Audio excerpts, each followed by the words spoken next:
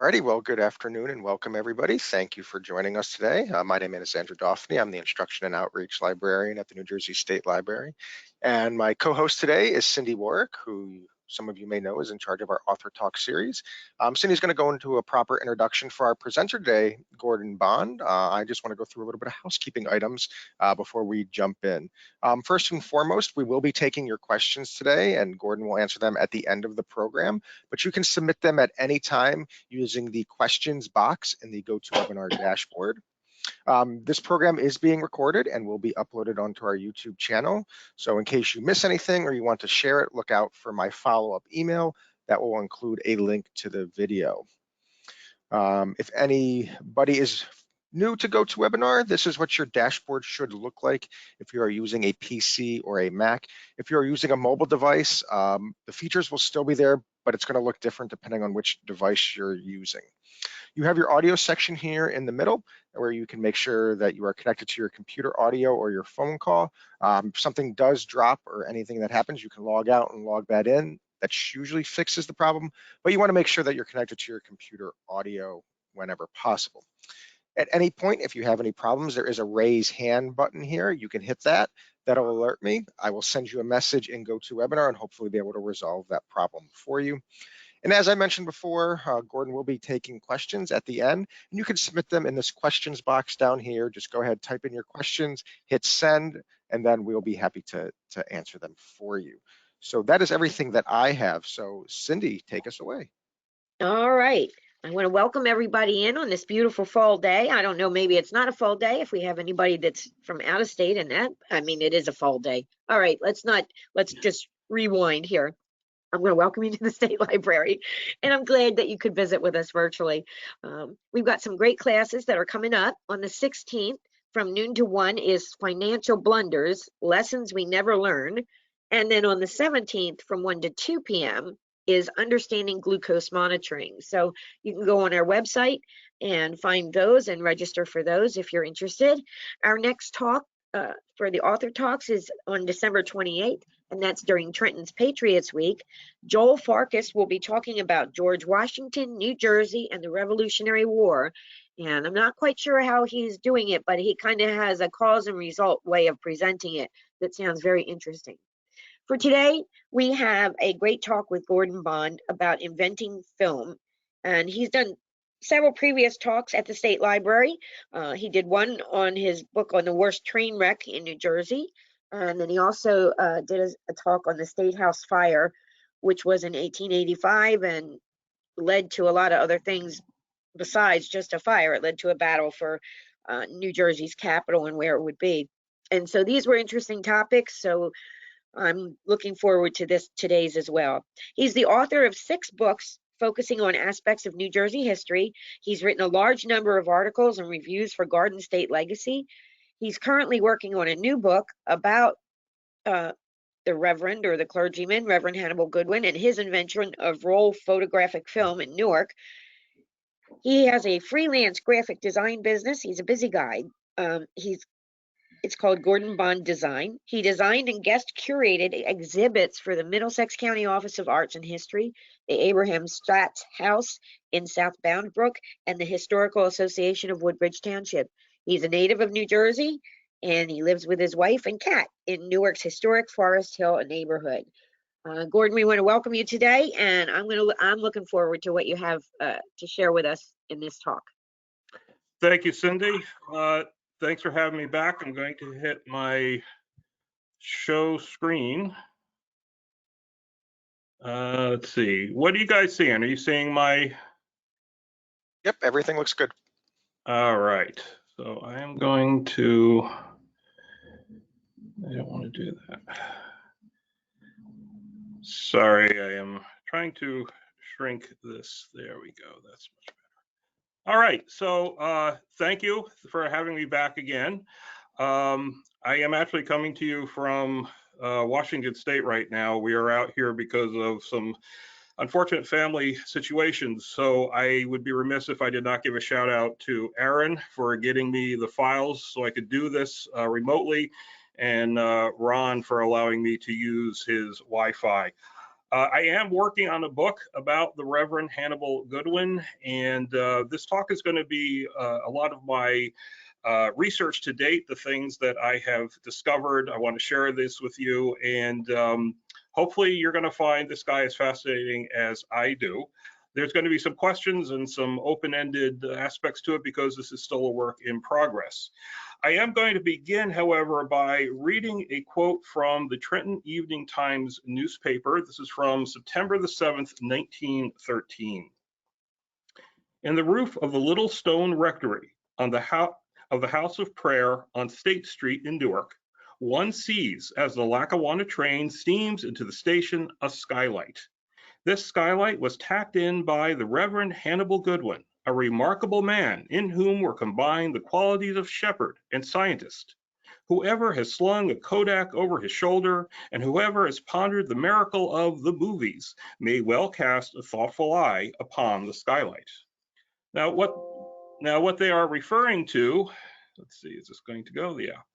When they're talking about the Lackawanna train steaming into the station, this is the station that they are referring to. And anyone from Newark, you will recognize this station today as New Jersey Transit's Broad Street train station. And if you go up onto the platform and you know where to look, you can see the skylight that this article is referencing. There it is. And it sits on the back of this house, the house on the left there. This is the Plume House.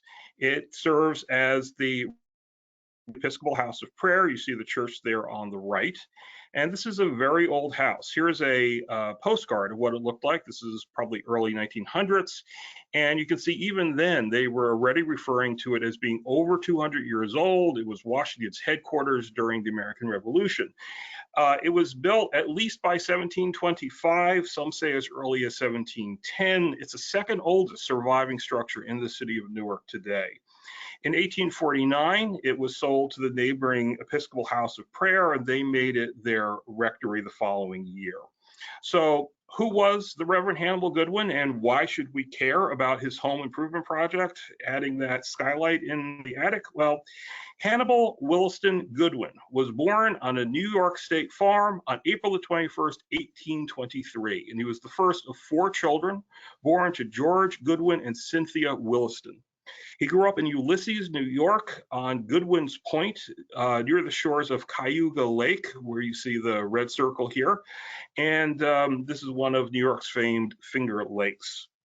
Now, as a young man, Hannibal Goodwin seems to have been someone who was searching for his place in life, searching for his path. What was he going to do? And this is reflected by the fact that he went to a variety of different schools, didn't always graduate, sometimes left very early, and he was really kind of searching for his place in life. We first find him at Yale Law School in 1843. So his first inclination must have been towards studying the law, but evidently he decided very quickly that that was not for him. Now, subsequent biographers give a lot of emphasis and importance to the Yale connection, but I think it's just the prestige of the name because it is really a very minor part of his life. In 1844, the very next year, we find him at Wesleyan University. Wesleyan is a Methodist university in Middletown, Connecticut. It's named after Methodism's founder, John Wesley. Now, he enters in 1844, but he does not graduate. He leaves after his sophomore year, and he ends up here, Union College in Schenectady, New York.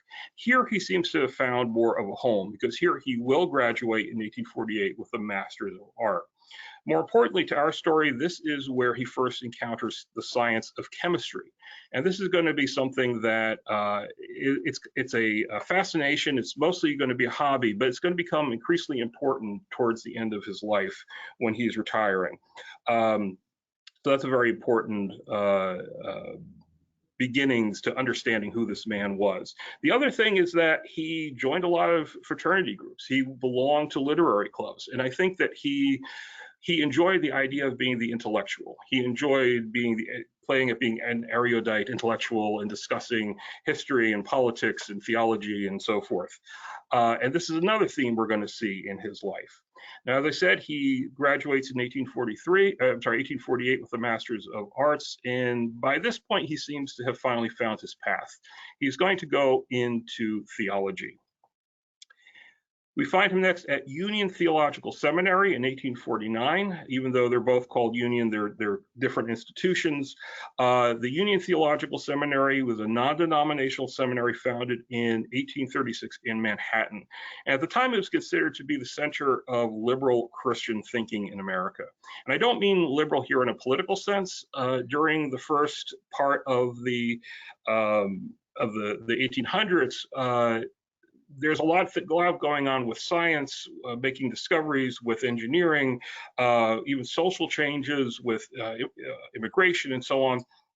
And a lot of religious faiths find themselves trying to adapt to this changing landscape, trying to remain relevant in this increasingly secular world.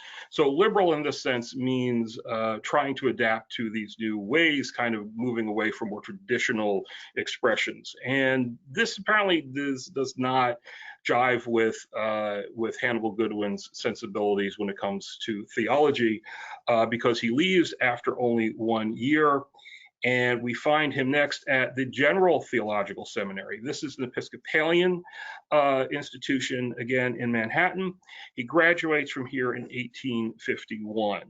Now, it is said that part of the reason why he made this decision to dedicate his life to specifically Episcopalism was a result of a visit to this building. This is Trinity Church in Lower Manhattan. The incarnation that he would have visited and that is still there to this day was built in 1846. So it was still a relatively new structure at the time. It was also the tallest building in the United States. So this was an incredibly impressive space to be in. It still is, even though it's surrounded by skyscrapers. But it's also a very strong expression of what is generally known as high church. I'm not going to get into a lot of the details of this, obviously, but high church tends to be more, they're more traditional. They like Gothic cathedrals. They like more elaborate ceremonies. They like more candles in their ceremonies. They use heavy use of stained glass and so on. Much more, it's referred to often as being more Catholic in its expression. It has deeper ties, I think, with the Anglicanism that Episcopalism, of course, comes from. Low church, by contrast, they like simpler buildings, plainer structures, simpler ceremonies. They prefer clearer panes of glass in their windows as opposed to stained glass. So it's a different, there are also more substantial differences, but those are the most obvious ones.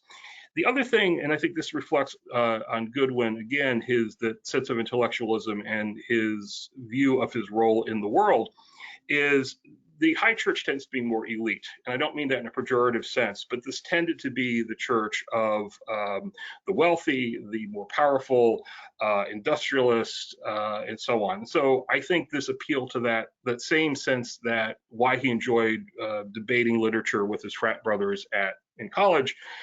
It's all of a piece. And again, you see this throughout his life. So his first assignment, his first invitation, the Episcopal Church, when a parish is in need of a priest, they let the bishop know. The bishop does not assign someone, but they will provide them with a list of the available clergy, and they vote on who they want to invite to take the pulpit. And the first to do so for Hannibal Goodwin was Christ Church in Bordentown, New Jersey. He will be there from 1852 to 1854.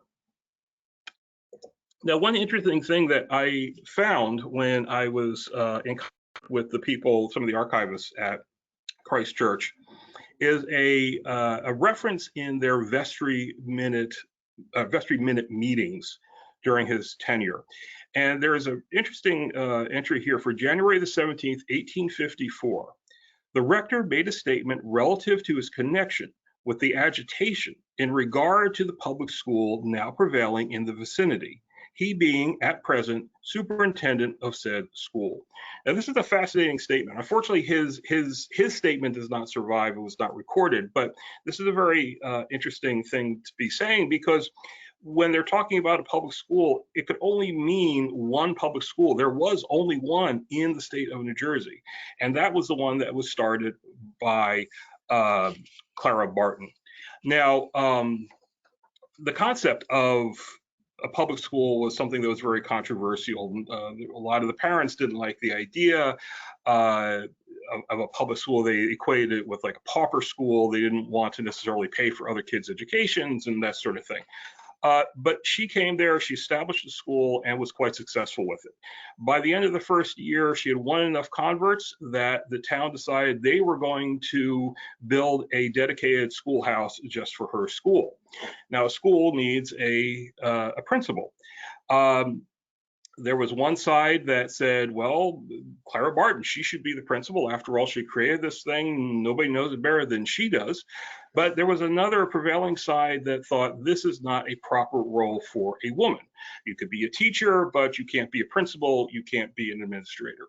Not only did they want to bring a man into this position, they wanted to bring a man from outside of the community. So this evidently created a great deal of local agitation. So when they're talking about these problems, this is the only thing they could have been referring to. This is the only thing that was going on in 1854. So there was a connection between Hannibal Goodwin and Clara Barton. Evidently, he was a superintendent of the school.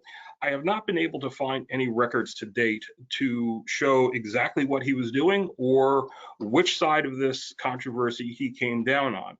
It may be telling that he felt compelled to make the statement to the vestry. Maybe there was some kind of conflict with the parish.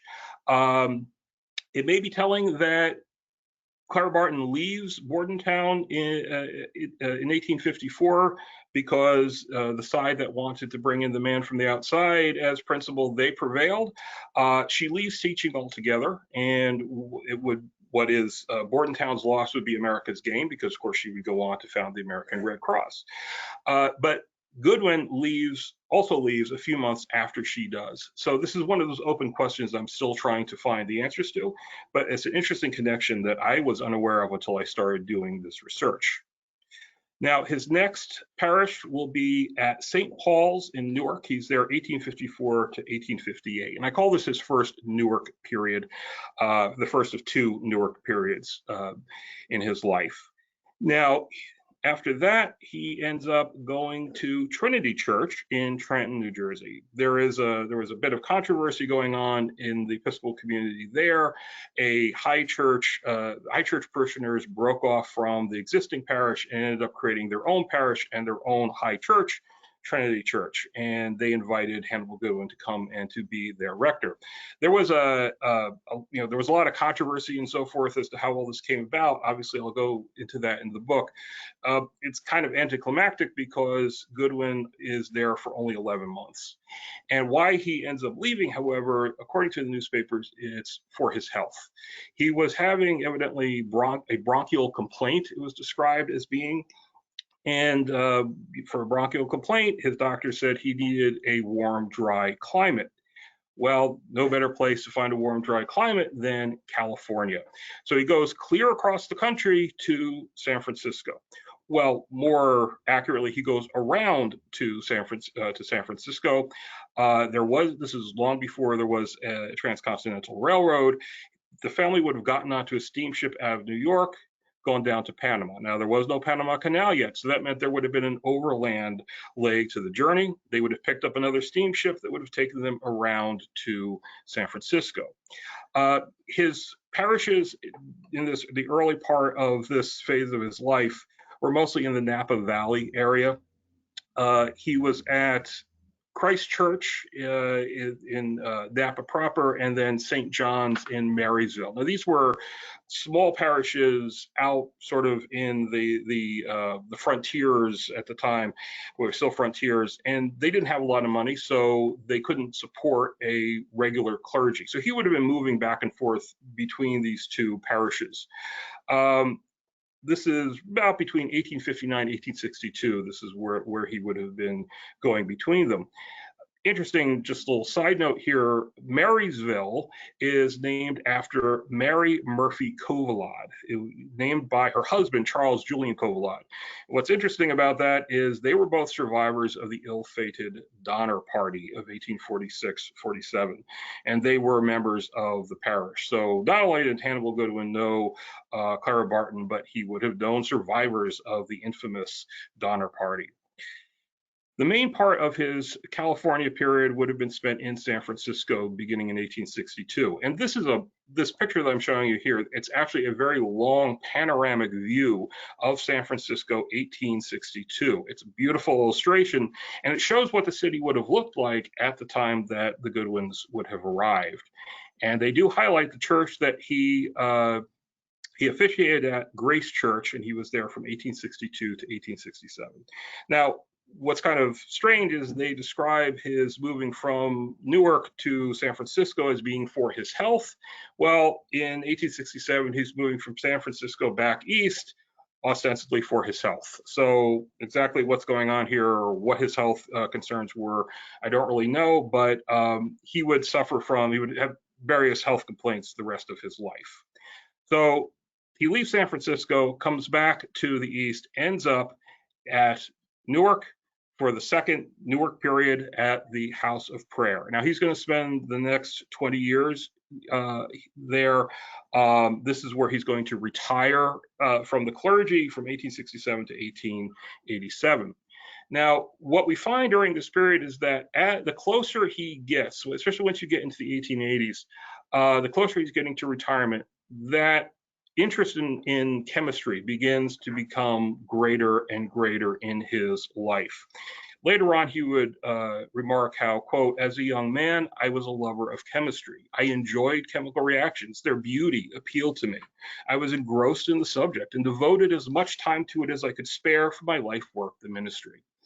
But this was more than just a hobby. He begins to look at this, I think, as potentially another career. And we know this because he starts doing things like applying for patents for the various things that he is tinkering with in that rectory attic laboratory that he has set up. One of the areas that in particular is where the science of chemistry overlaps with printing, especially photo engraving, where you take a metal plate, you coat it with a chemical, and this is what he was experimenting with. You put a negative onto it, expose it to light, put the plate in an acid bath. Where the chemical was exposed to the light, it etches. Where it was blocked, it blocks it does not etch, and so you get the raised and lower parts to create a printing plate. So he did a lot of experimenting with that type of those types of processes. Interestingly, so the patent on the right there, that's for one of those printing process patents. The one on the left, I'm sorry, the printing one is on the left. On the right is a curious one. Later on, as he begins to get into experimenting with plastics and celluloid, he realizes you could make tubes, essentially toothpaste tubes, out of the plastic. Those types of tubes were not uncommon, but they were usually made out of metal, out of tin or zinc or even lead.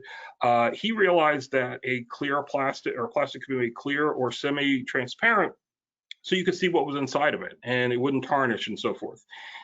He does, nobody seems to have picked up on that because we don't really see those types of tubes until maybe the 1980s. However, the printing one, he does start a company called the Hagotype Company, a printing company in Manhattan. He partners with Stephen Horgan, who he invented the halftone process, a very important man in the history of printing. He partners with him and to try to capitalize on these inventions, but it doesn't really quite work out, and it does go bankrupt not long afterwards. But you can see that he's kind of making this transition from the clergy to becoming the inventor, trying to capitalize on his inventions. Now, where he would make his name ultimately, even though these other things weren't successful, was in photography. And I call this section the desiratum, that which is desired, because at this point there was something of a holy grail that a lot of people were trying to find when it came to photography. Now, obviously, I don't have time to get into a discussion of the history of photography. Suffice it to say that early on, you would take a metal plate, you would coat it with a photographic photosensitive emulsion, expose it in the camera, and you would create an image. But these images were what were called direct positives. And that means that the image, it's a positive image on the plate, you develop it, you fix it, you hand it to the customer, and that's it. It's a one-off thing. I guess technically you could make take a picture of a picture, but basically that's it. It's a one-off process. So you can't make copies of it. I refer to this to one of the part of the subtitle of this talk is talks about the democratization of photography, and you know the idea of being able to not only put photography into the hands of the masses, but also being able to share your pictures. We think of this as being a very 20th century digital era, Facebook, Instagram thing, but it actually is it goes back into the 1800s. What someone recognized is that if you take a glass plate, do the same thing, coat it, expose it, but you can make a negative image, you can make a positive print from that negative, and theoretically, you can make an unlimited number of copies. So again, it's that idea of being able to share, not only take the pictures, but to be able to share them. Glass, however, while it has that advantage, there are a couple of disadvantages. So this is a camera from the period, and you see those wood boxes to the right. Those are carriers, and originally it was a wet plate, what they call a wet plate process, where you would have to coat the plate and expose it and develop it all within a certain length of time. Eventually, there was a dry plate, which was a pre-coated glass plate, came in a box, but you still had to have a dark room where you would take the plate out of the box, put it into one of these carriers, put it into your camera, expose it, and then later on develop it. So swapping between exposures was something of a cumbersome process as a result of this limitation. There was an effort to make increasingly smaller cameras to make this more accessible to the average person. This is a camera from my collection. You can see the quarter there. You can see it's getting smaller and smaller, but you still needed that carrier, that mechanism by which you could put the glass plate in, expose it, take it out, and swap them out. But glass plates, even when you start getting down into smaller sizes, they are heavy. They weigh a lot. Now, this is a collection of glass plates that I bought from a antique store in Somerville, New Jersey. They're fairly small. They are exposed. This is one of them. You can see someone cut an oval mask so that when you made the print, it would be in that oval. This is what it looks like. Positive, very, very happy looking family there. But these are not very large plates, and yet, okay, those fonts defaulted. In any case, so even though these are not very large plates, they still weigh over a pound. So you have three real objections to glass. One is it's heavy. The other is it is difficult to swap out between exposures. And the third is it's glass, which means if you drop it or you chip the corner or something, you risk breaking and destroying the negatives. I think someone has someone needs to mute themselves. I keep hearing I don't know who that is.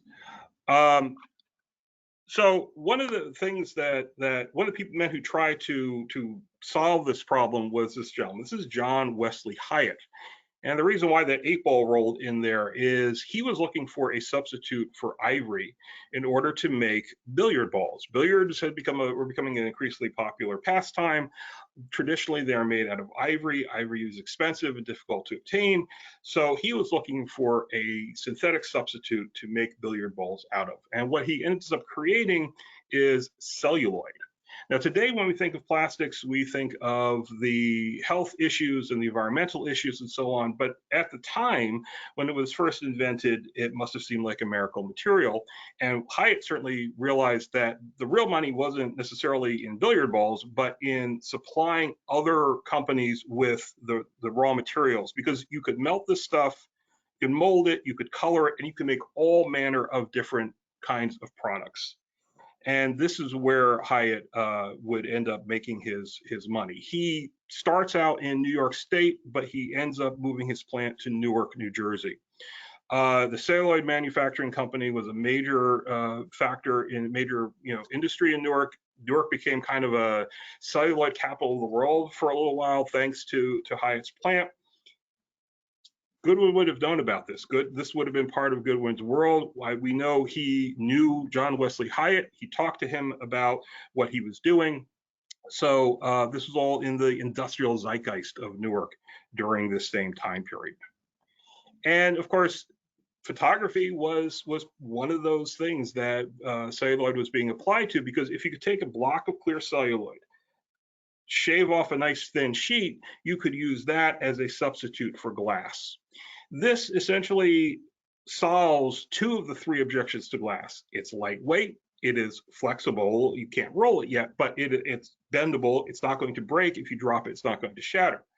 You still have the awkwardness of having to swap out plates and developing and all of those types of things that was still keeping photography out of the hands of the average person. This is still the realm of the professional or the wealthy amateur.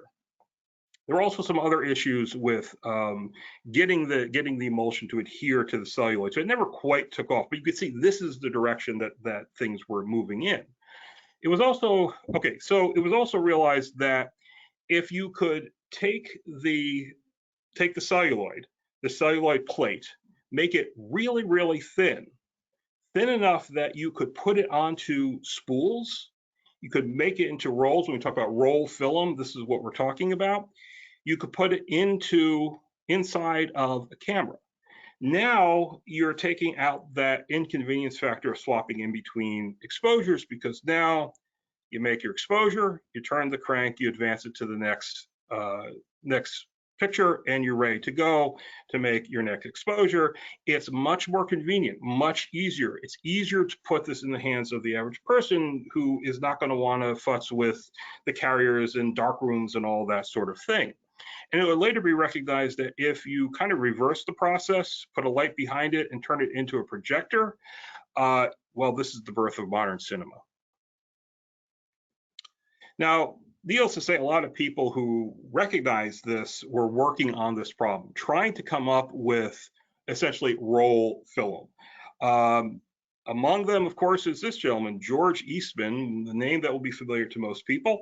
He starts out making dry plates, but he is also looking at this concept of roll film and how this could revolutionize photography. His first thought is to use the obvious thing, which is paper. Paper is rollable. You can coat it with a photographic emulsion. There are certain problems with it, but it's certainly serviceable.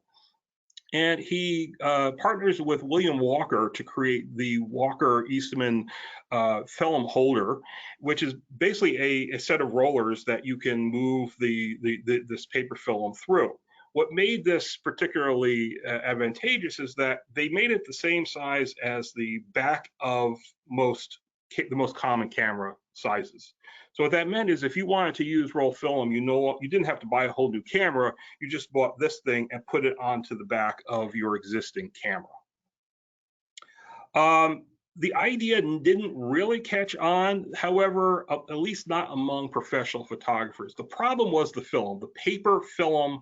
The tonal quality, the tonal range really wasn't that good. There were issues with texture and so on. So even though they love the idea of this roller mechanism, the film is what held back that idea. So Eastman, probably being a better businessman than a chemist, he decides he's going to market this to the opposite end of the spectrum, not to the professionals, but to the average person. And this is where he develops the Kodak Camera. Very simple device, all internal, using paper roll film.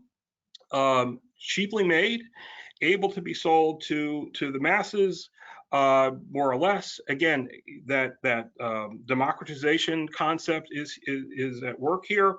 And this is the kind of picture that it would produce. You can find many of these on the internet. I just picked this one at random. A professional would look at this and lament the lack of tonal range, the texture, the distortion from the lens, and so on. But if you were an average person who you could beforehand, you could never take your own pictures, you had to go to a photographer. Well, this was amazing. Now you have the ability to take your own pictures and share them with other people. I should also point out the reason why this is circular, they used very cheap lenses in order to keep the cost down, which meant that there was distortions in the corner. So by making the images circular, you cropped out the distortions.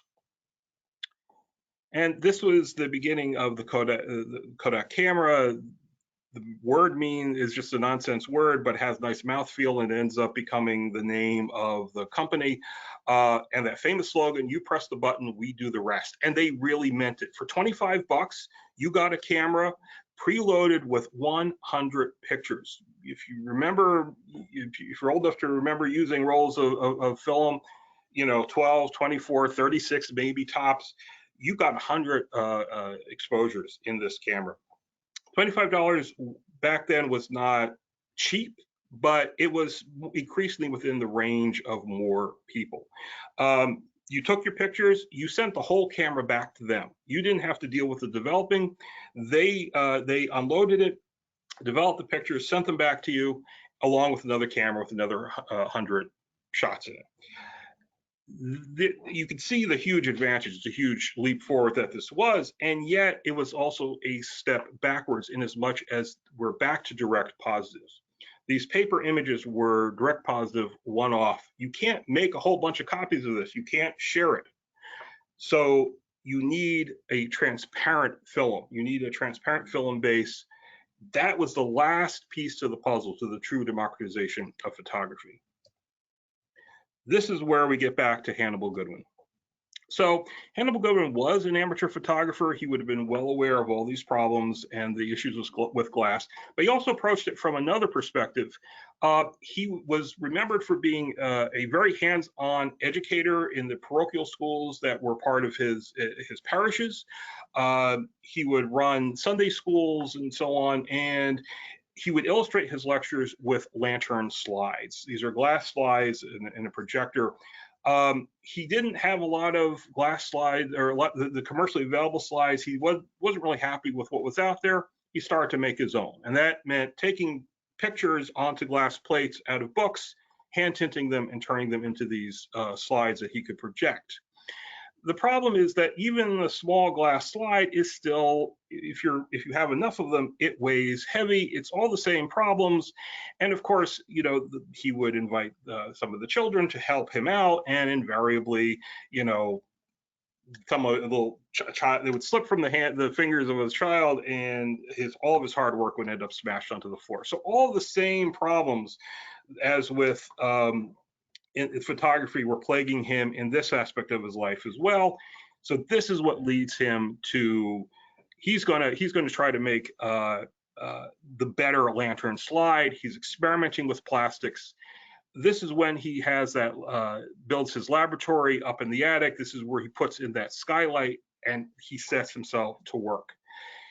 As he's doing this, he's realizing that not only could he make maybe a better lantern slide, but conceivably he could achieve the desire at him. He could find that flexible roll film. That's where all this seemed to be leading him.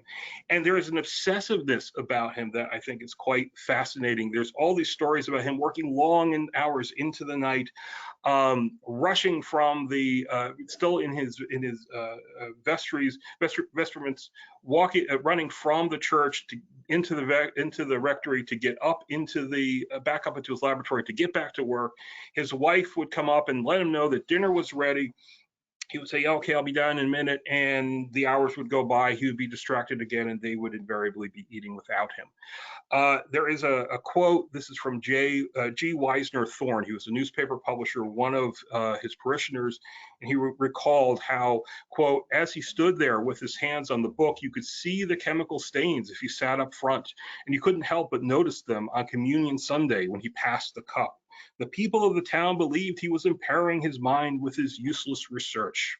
Well, of course, he would have the last laugh in as much as he did invent a roll film.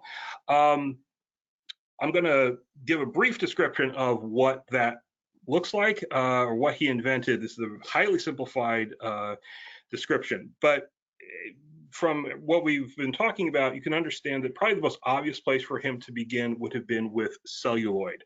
That was where the industry was moving. That's what was in the zeitgeist. That's what, thanks to John Wesley Hyatt, was in Newark. Now, celluloid is comprised primarily of two ingredients, nitrocellulose and camphor.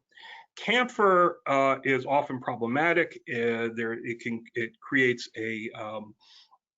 a greasy surface where it's very hard for the emulsion to stick to it. So he gets rid of the camphor and he concentrates on the nitrocellulose. What he ends up doing now, okay, so nitrocellulose is an odd thing really to start with. It's also known as gun cotton.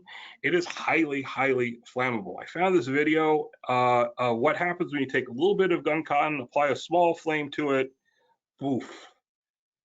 And you can understand when you hear about old movies, the old nitrous film, how it deteriorates, how it eats itself alive. Well, this is why, because of this kind of chemistry. Nevertheless, this is where he begins. He ends up making boiling a solution using nitrocellulose and then a combination of alcohol and benzene. And what he ends up with is a solution that he pours out onto a flat surface, such as a sheet of glass, like a tray, lets it dry, and then he can come in and, there we go, and peel it off that surface, and then he gets a film. Now, this is obviously this is a simplified, highly simplified description of the process, but that's the basics of what he came up with. And it was a tricky enough thing because it had to be transparent. It had to be, it could not have any kind of blemishes or hazing or anything that would interfere with the image. It had to be flexible enough to be put into rolls, yet strong enough that it wouldn't break when you were cranking it through the camera. It had to be impervious to the chemicals of the emulsion as well as all the chemicals that you would use to develop and fix it. If it failed in any one of these characteristics, then it would have been a failure. And this is getting that balance just right was really difficult, and this is why it took so long. It was so hard for people to solve this problem. He knew immediately what he had. He knew the importance of it. Naturally, he applies for a patent for it in 1877. Now, Goodwin, he spends a lot of time picking the brains of other people. He reads widely about his subject. He goes and he talks to people like John Wesley Hyatt and other chemists and people in and around Newark. He does his homework, but he is still an amateur. And so when he writes the text for his patent, he does have a patent lawyer. But some of the claims he's making are a little too broad. Some of the language is a little too vague. He doesn't have a whole lot of money. By this point, he's retiring. He's just living off of a pension. Can't always afford to pay for the lawyer to help him with the application. So this ends up becoming a very long process. And in the meantime, while he's going back and forth with the patent office, the inevitable happens. Henry M. Reichenbach, he is a chemist working for Eastman Kodak. He gets a patent for something very similar. There is some question as to how Eastman learned about this, or could Eastman did some experimenting himself and then told Henry Reichenbach to go work on this problem. There was a supplier, a celluloid supplier, who supplied both Eastman and Goodwin, and there is some indication that, well, he may have given information to Eastman of what Goodwin was up to. the Goodwin family appears to have considered that to have been a betrayal. I know who that is. I'm not going to say any names yet because I know members of his family that are still around today, and I'm trying to work through it, trying to figure out exactly what happened here. So there's a whole maybe industrial espionage aspect to the story. It's a long and complicated story, but for our purposes, what's important to focus on is the Goodwin patent. He filed it May 2nd, 1887. It wasn't granted until September the 13th, 1898. All right, and then by contrast, the Kodak patent was filed November 8th, 1890. It was granted September the 1st, 1891. Now, the problem was we have these two patents for basically the same thing. Once Goodwin's patent was granted, these two patents are in interference because they're essentially talking about the same thing. Eventually, there would be an infringement lawsuit filed against Kodak on behalf of Goodwin. So this whole story, this whole aspect of the story, spoiler alert, it does get settled in Goodwin's favor, March 10th, 1914. But this is 27 years after Goodwin filed his for his patent, 16 years after it was granted. So this is a whole long, arduous process of trying to get this thing settled. Who was the first inventor of roll film? Of course, Goodwin thought it was him, and Reichenbach thought it was him. Again, Goodwin is trying to capitalize on this. He's trying to make money off of this. And along with his lawyer, his patent lawyer, Charles Pell, and Cortlandt Parker, a personal lawyer, and some other investors, they create the Goodwin Film and Camera Company in June 16th, 1898. With the intention of manufacturing and selling film, and also, as the name implies, maybe even cameras. There's some question between the partners as to whether they are going to make a building and manufacture all the stuff on their own, or are they going to partner with an existing company that maybe can bring other resources? They're kind of going back and forth about this question, looking for investors and so on for a long time. It doesn't quite get resolved. But there is an imperative here because they know if they can win this lawsuit, there is a lot of money to be made from this idea. Goodwin goes and he looks at what Kodak is doing. He goes up to Rochester, New York, and he learns that they're producing, by that point, 60,000 spools of film per week. They've made over 1.5 million spools of film to date. He writes back to Charles Pell, his lawyer, I think I'm quite right in saying we have a veritable Klondike. If they win this lawsuit, it's going to be a lot of money. If they can start manufacturing film, they're going to make a lot of money. This is life-changing. Unfortunately, Hannibal Goodwin does not live to see this or to see the question of how they're going to approach this resolved. December 31st, last day of the year 1900, Hannibal Goodwin dies. What happens is he's no longer living at the family is no longer living in the Plume House because he is retired. He's on Montclair Avenue in Newark. He's getting off a streetcar. There is a construction site and the pavement is uneven and loose. He loses his balance, and he's a big man, physically large man, not fat necessarily, but just physically large. And when he falls, he's in his 70s. When he falls, he breaks his leg. He ends up being laid up and catching pneumonia, and the pneumonia is what ends up killing him. The patent ends up being they were in talks with the Anthony Scoville Company of Binghamton, New York, a photography supply company. Later becomes Ansco. Some of you may remember AGFA Ansco, but they gain control of the patent. So they start producing film and cameras under the Goodwin name as a subsidiary of Ansco. And so Rebecca, his widow, and the Ansco company, they sue Kodak for copyright infringement. And again, as I mentioned, by March 11th, 1914, the decision comes down against the Eastman Company. And this was huge news back then because the Eastman Company, the Kodak Company, was well known all around the world. They were the primary supplier of film. There were three ways this could have gone. They could have gotten an injunction against Eastman Kodak where they could not make film anymore, which would be a huge blow to the industry.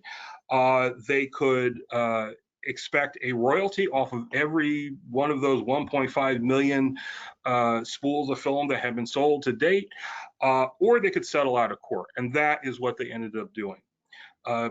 Eastman decides he's not going to fight this anymore, and they just pay out. The amount was $5 million. That's what the settlement was in 1914. That's about $134 million today. So this was a huge deal. But a lot of this, it just came too late. By this point, Charles Pell had died of a heart attack in 1906. 1907, Cortlandt Parker passed away. A newspaper reporter went to visit Rebecca Goodwin. This is the home that she was living in at the time. She's in her 80s, and within 6 months of this decision, she would also be dead. None of the people who were involved in the origins of photographic film, the Goodwin patent, the Goodwin process, would live to reap the rewards of his invention.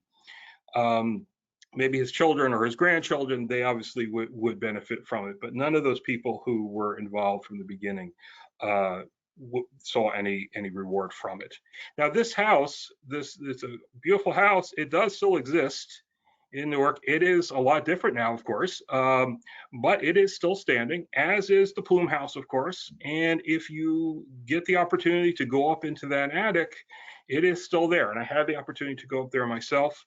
And it's a cool space. And when you think about the history that took place there, so if you find yourself in Newark and you find yourself standing on the Broad Street train station platform, look for that skylight and give a thought to the history that was made beneath it and to the man who made it. And I will leave you with this last quote from Hannibal Goodwin himself. I felt sure that though the gods grind their mills almost hopelessly slow, they generally at last grind out a grist. And from long experience, I was confident that all things come to them that wait. Thank you.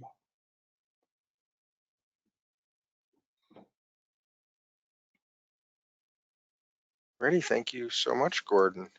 If anybody does have any questions, we'll be happy to answer them now. You can submit them using the questions box in the dashboard, and just type it in, hit send, and we'll be happy to answer them. As we're waiting for maybe some more questions to come in, just a comment, New Jersey has a great camera museum in North Plainfield. It's called the Yes. Fleetwood Museum of Art and Photographica. So it has over 150 years of cameras, in case anybody's interested. Yeah, friend of mine, George Helmke, he used to be a docent there. And I knew we belonged to the same astronomy club years ago.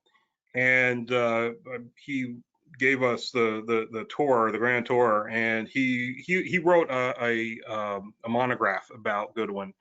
And that was the first time I had really heard of him. This is many, many years ago. And then, so I was fascinated by this idea, since I'm fascinated by anything having to do with New Jersey history, that this seemed like an interesting story. And then about 8 years ago, my wife and I moved to Newark, and I drive by the Plume House, quite frequently when I'm taking her to Broad Street train station or picking her up. So it just seemed obvious that this is something I needed to delve into more.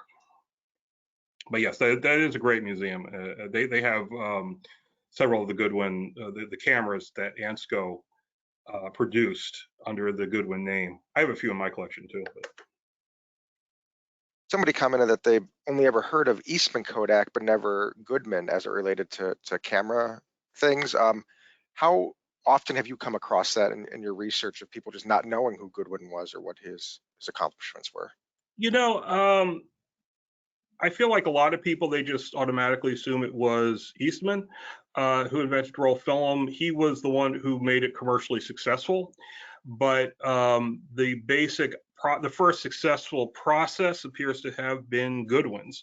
And he just needed to find a way to scale that up for commercial production. Kodak, of course, had that in place already, so it was fairly easy for them to do it. You do find references to Goodwin online, or usually very brief things, and sometimes they're even correct. So it is out there. I think the real depth of the story isn't quite as well known. The human aspect of it, this kind of David and Goliath effect between, him and Eastman, the possible betrayal that the family felt was going on, how Kodak found out about it, as well as all the legal aspects of it and all the, I learned like so much about how do you even apply for a patent and what patent law is all about, as well as the scientific part. How, what was it he invented? How did, what did he discover? Learning a little bit about that was fascinating. You know where Goodwin is buried? He is in, yes, he is in a cemetery in, he's up in New York State by Ulysses, up in New York State, where it's the Goodwin family is from that. I mean, there's lines that are all throughout the New York, Pennsylvania, New Jersey area, but his particular relatives, he came from that part of the country, and so it's a well-known name up there, and he's buried up there, and so is Rebecca, his wife. How much of his writing is still available in terms of his notes or his manuscripts or anything? That is something that I am trying to determine, because the descriptions of him is that he would pick the brains of other scientists and inventors and chemists and whatnot, industrialists, and trying to learn everything he could, and that he kept copious notes.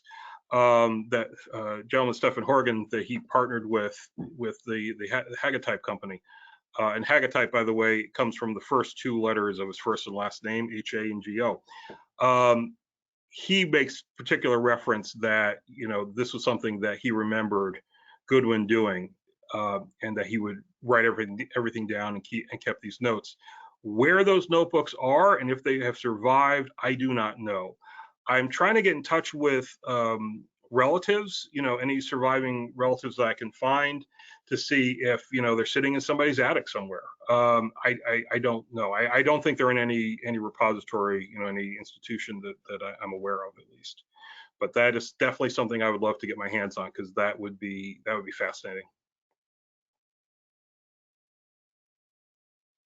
How long have you spent researching this topic? This is probably, informally for a while, several, many years, but on and off. In earnest, probably the last year or so, year and a half, I guess.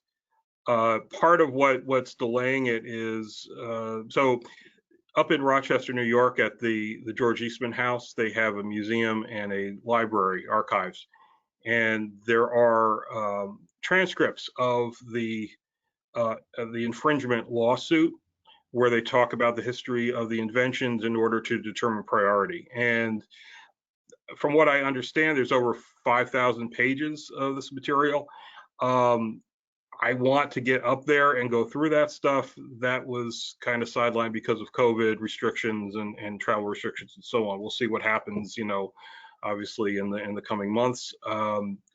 That's really what's kind of holding things up. I really need to get up there and go through those notes. Was Goodwin known for anything else besides this? Did he have any other projects? Well, obviously he was well known as a clergyman, and very well respected in Newark, in the Episcopal community, at the late 19th century. His other interests, as I mentioned briefly, were printing and the application of chemistry into things like also electroplating, things like that.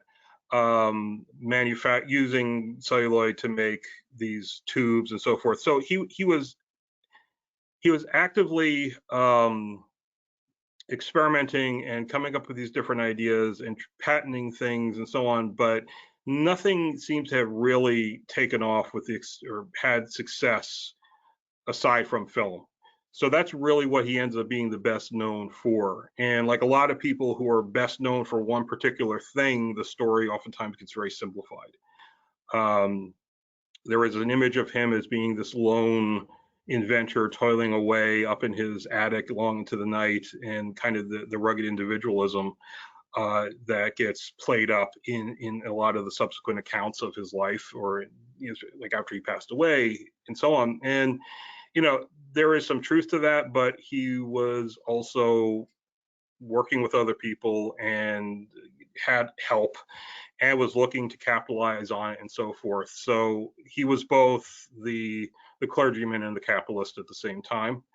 So his story is, I think, a lot more complicated than a lot of people recognize, and I think that's kind of what I find so fascinating about it. So I feel like it's not a question of, I mean, he's best known for film. I think it's really the details beyond that and who this guy was as a person beyond that is what kind of gets lost, and that he should be, that's part of the story that needs to be, I think, expanded upon. How did his contemporary Eastman view Goodwin? Didn't like him. I think he seems to. I've been through some of the letters. They were able to send me, the Eastman Museum was able to send me scans of some of the correspondence that's been digitized. I think he viewed him as an amateur who didn't really come up with a workable process in his view, and I have certain theories as to why he thought that, and it has to do with that celluloid salesman who may have sent him, who I know, who sent him some samples based on it. So it gets a little muddy there, and I'm trying to work through that. He felt he was kind of a usurper in a sense, trying to glom onto this thing that Eastman was making a ton of money off of, because that was again, like as I say, that was the last piece of the puzzle in terms of the democratization of photography. This is what put cameras into the hands of way more people than ever before. The whole advertising campaign, it's so simple, even a child could take a picture. It's so simple, even a woman could take their own picture. And the key to that was that roll film, that ability to take that last objection to the existing glass plates out of the equation, the convenience factor that represented. So he was making they were making a lot of money off of that. And for Goodwin to come in and say, "Oh no, I invented that first," as an amateur, yeah, he didn't really like him.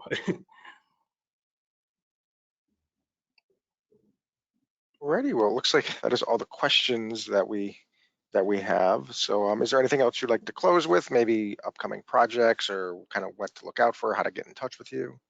I have a Facebook page, Inventing Film, that if you want to get updates and for as I do research things and discover things, I will talk about it on there.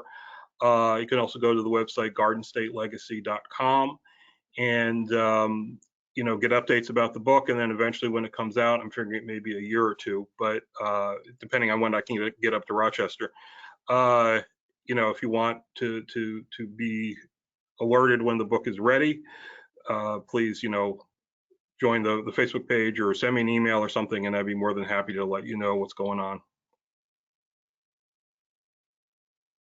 Cindy, do you want to take us home?